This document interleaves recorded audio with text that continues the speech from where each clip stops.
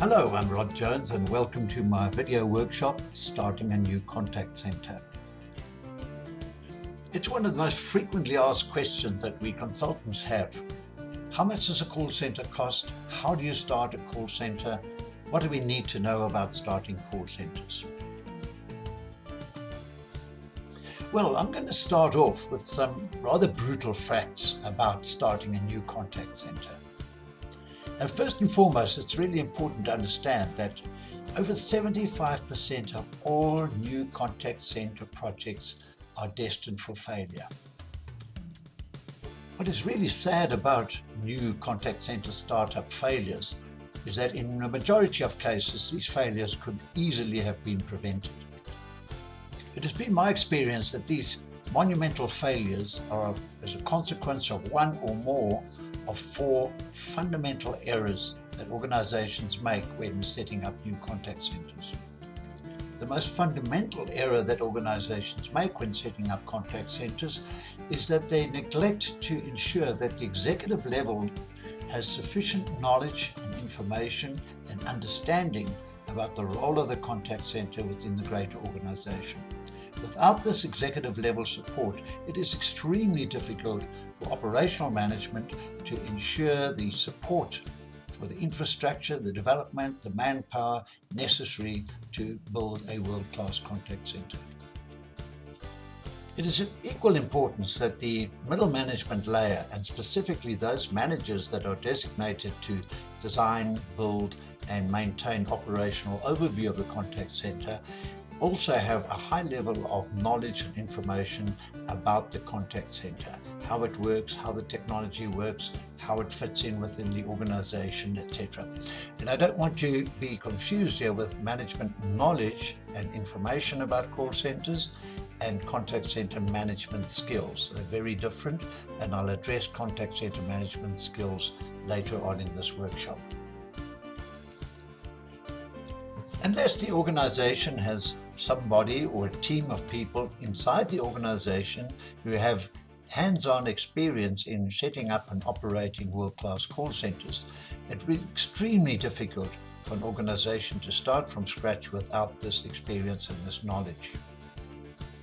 And finally, the call center or contact center project will definitely fail if insufficient planning is allocated to the project. I cannot stress enough the importance of this pre-planning phase.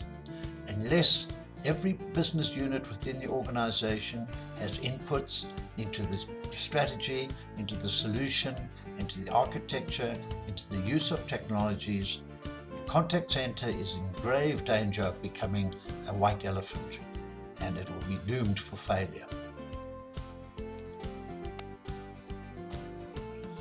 The importance of planning cannot be underestimated, and it reminds me of these immortal words from Napoleon Bonaparte: "Men, horses, and cannon are useful in battle, but strategy and planning win wars."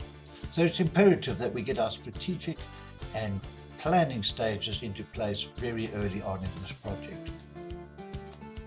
Having helped many organizations build brand new call centers or optimize existing call centers over the last 20-25 years, I've developed a 10-point project plan or framework that I advise any organization to follow.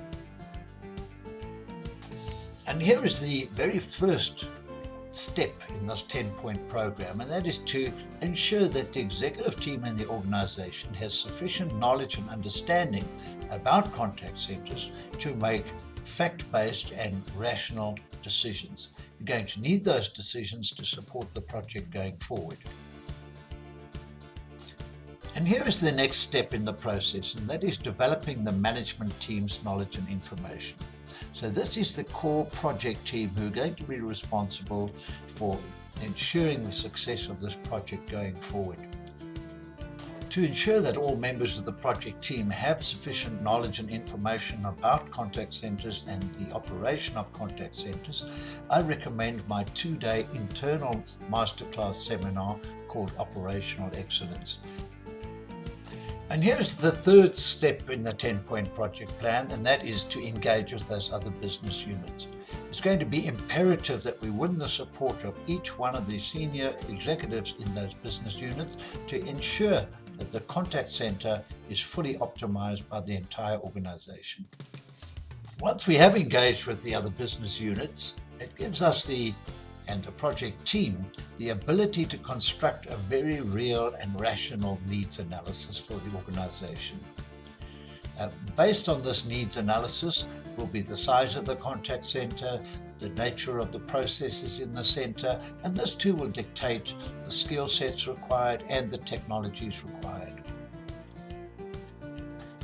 The needs analysis is a critical part of the project plan, and as such, it needs a lot more energy and a lot more effort on behalf of the project team to truly engage with the other business units. Let's look at what would the impact of the contact center be on the sales department, on marketing, on retail, on finance, and then what opportunities would there be for the organization?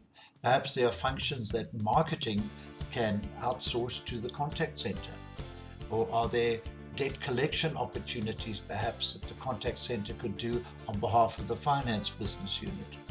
And so it's imperative that we really explore all of the opportunities that the organization may have from a world-class contact center. We also need to take cognizance of the fact that deploying a contact center will have significant impact on the personnel within the organization. Some might be insecure about their jobs should a call center be deployed, whilst others might see the opportunity. So change management is an important part of the planning phase.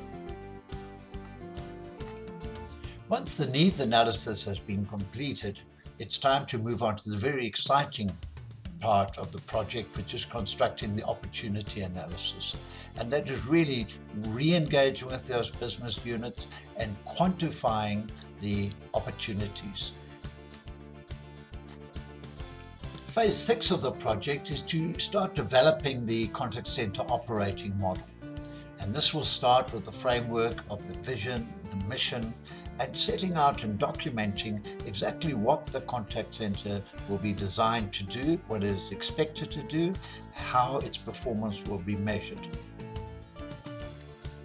The operating model will give the project team all the information it needs to fully develop the functional requirements and infrastructure specifications. How large will the call center be? How much space will it take up? What furniture and fittings are required? What IT is required? What are the other technologies required in order to deliver the promises made to the other business units and to the organization? At this point, it's now possible to carry out preliminary cost and financial modeling. We would need to go back to the suppliers, the various services, the technology vendors, the IT department, look at the costs of integration, telecommunications, and there are many, many other aspects which make up the operational costs of a call center. And in particular, the executive team will be looking at the initial setup costs, the CapEx, and the ongoing operational costs of the operation. So it's vital that the project team has the knowledge and the skills to be able to construct at least a 2 to 3 year total cost of ownership financial model. Armed with the information that the project team now has about the needs of the organization, the opportunities within the organization, the operating model, the vision, the mission of the contact center, it's now possible with the financial models at hand to construct that critical business case. This is the documentation that would no doubt need to go to the executive team and perhaps even to board level to have mandate for the establishment of this world-class contact center.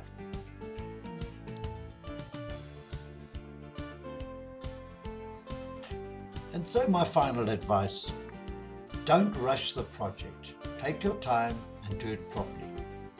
Secondly, make knowledge-based decisions. Gather the information you need and have sound, astute, knowledge-based decisions.